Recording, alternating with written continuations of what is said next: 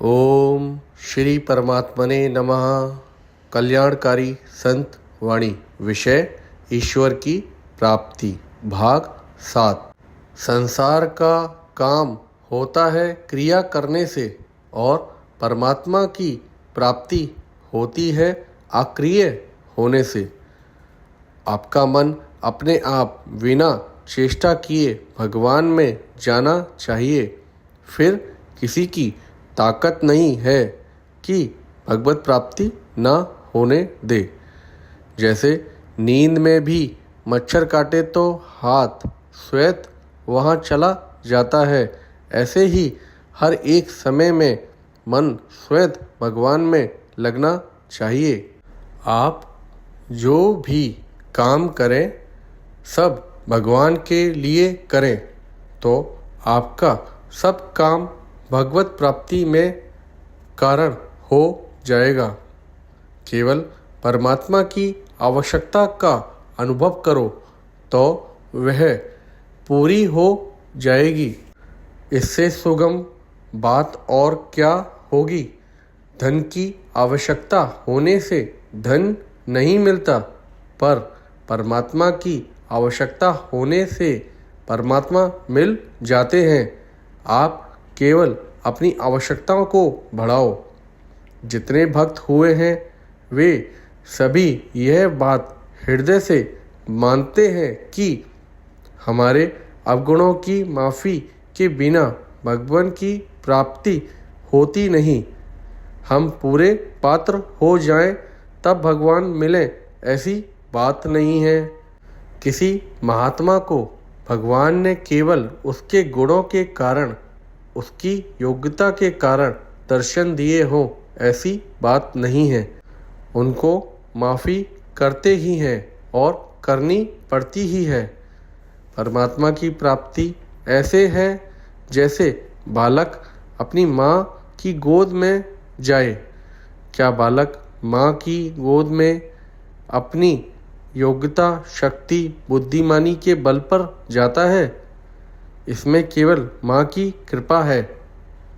इसी तरह आप यह ना माने कि हम दूजे हैं, भगवान दूजे हैं। भगवान हमारी माँ हैं। तुमेव माता च पिता तुमेव। भगवान के पास जाना अपनी माँ के पास जाना है।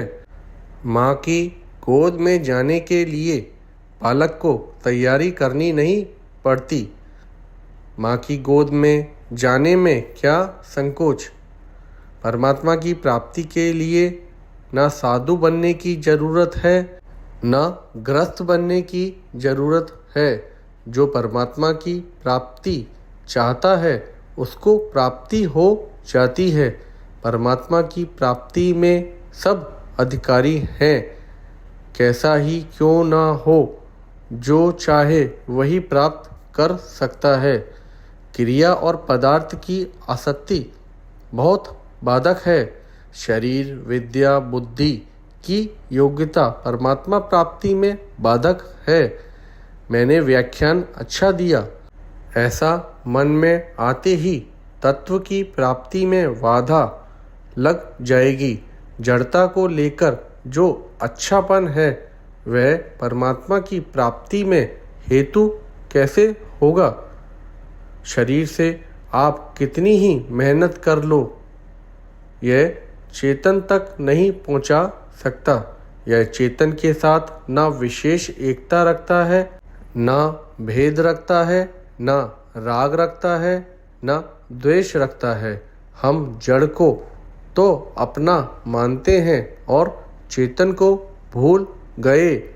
यह मूल बाधा है। मूल बाधा को लेकर ही हम साधन करते हैं, इसीलिए परमात्मा प्राप्ति नहीं होती।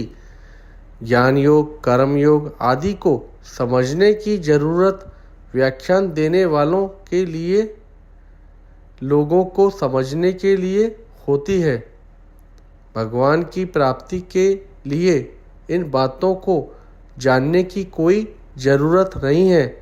पढ़ाई करने से भगवान मिल जाएंगे ऐसा नहीं है, और पढ़ाई नहीं करने से भगवान मिल जाएंगे ऐसा भी नहीं है। भगवान तो प्रेम से मिलते हैं।